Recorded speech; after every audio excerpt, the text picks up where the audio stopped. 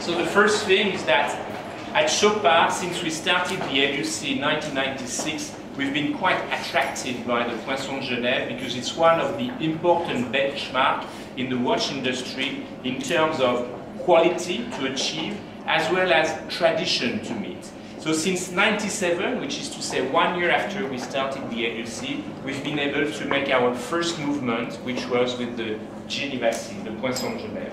And we celebrated, of course, last year our 15th anniversary with the Poinçon de Genève, I mean this year, at the same time as the Poinçon de Genève celebrated its 125th anniversary in 2011, which I will talk to you a bit more.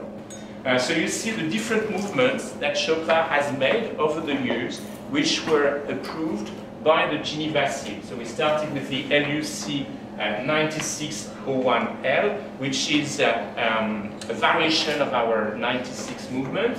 And the last one that we created is a movement that, of course, we are very proud of because it's the triple certificate that we created with Geneva Seal, COSC, as well as the Qualité Fleurier approval. Well, of course, movements are beautiful, but watches are even nicer. So you can see the different variations we've made of those beautiful movements when we transform that into watches. And they have a very strong appeal, of course, the dedicated seal of the LUC. So a couple of things that I wanted to highlight about this Poinçon de Genève.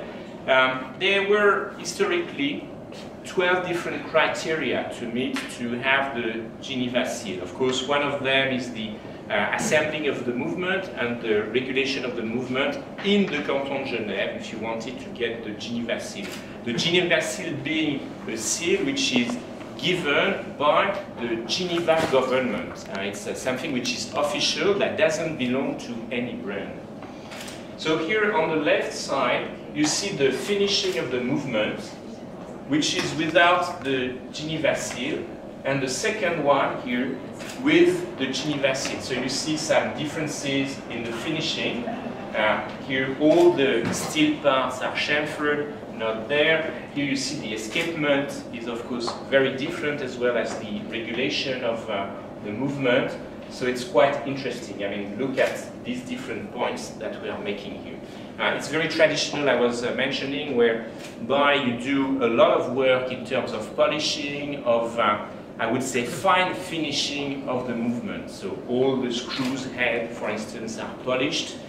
All the places where we put the screws, as well as the rubies, will have to be chamfered. So it's very different and very refined. I mean, it's a very high kind of finishing.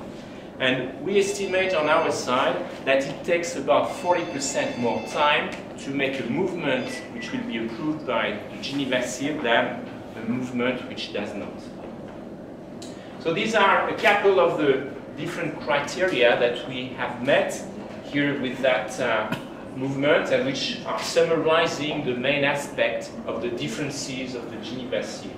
So I was talking about the chamfer ridges, the screw heads, here the decoration of the ratchet, for instance.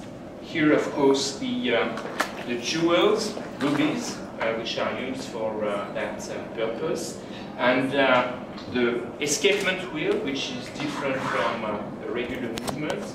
The hairspring, quite interesting, which is pinned in a groove place. So you see here it's quite specific of the Geneva Seal. And here as well we have the swan neck micro regulation. So once you see that in a movement, there's a very good chance that that watch is a Geneva Seal. So since last year we celebrated the 125th anniversary of the Geneva Seal, and very interestingly, the people of the Canton of Geneva thought that it would be smart to adapt our Geneva Seal to new criteria that would encompass some more criteria that would help us to understand that it's not only a technical and a beautiful traditional way to make a movement, but that movement has as well some technical reliability, some waterproofing and different other aspects that make that watch truly exceptional. So this is one of the aspects. We have moved on different elements of fixation that makes that movement stronger and more beautiful, with the casing ring and screw heads that are attaching the movement. And it's true that it was a bit silly to have a watch that would do it 99% perfect and to be the last 1% not. Water resistance is tested, so all the watches now approved with the Geneva Seal are required to be water resistant. We are testing as well the power reserve up to what the company behind the creation of that watch is stating. So if we say 60 hours, we have to be sure that it's a 60-hour power reserve movement. Functions are all tested, and it's quite complicated when we come to those beautiful movements, are all tested one cycle to make sure that the watch works perfectly.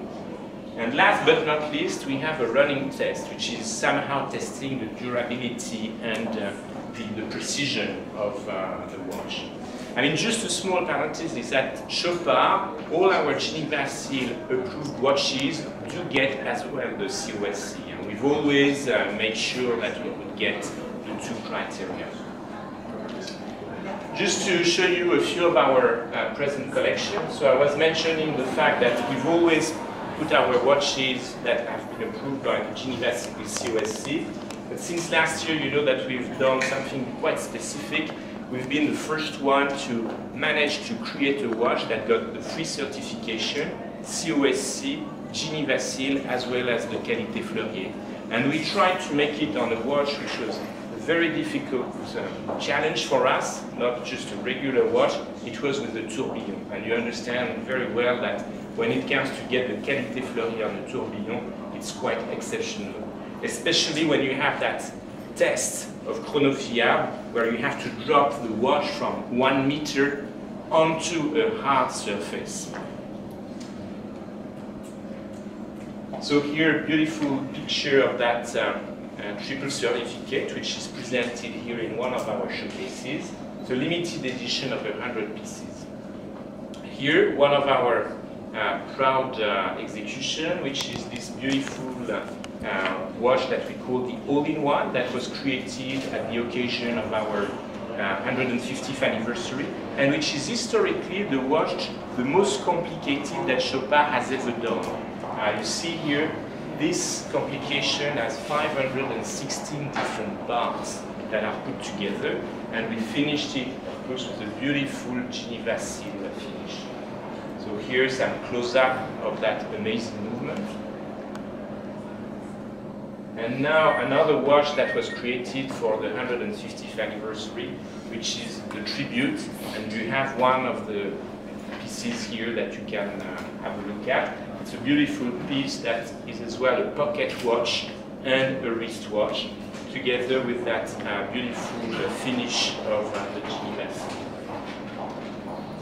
Well, another tourbillon here, it's what we call the heritage, because we have played with, of course, the traditional finishes of the watchmaking, and specifically you see how the plates are made, and they're, of course, made of. So just a couple of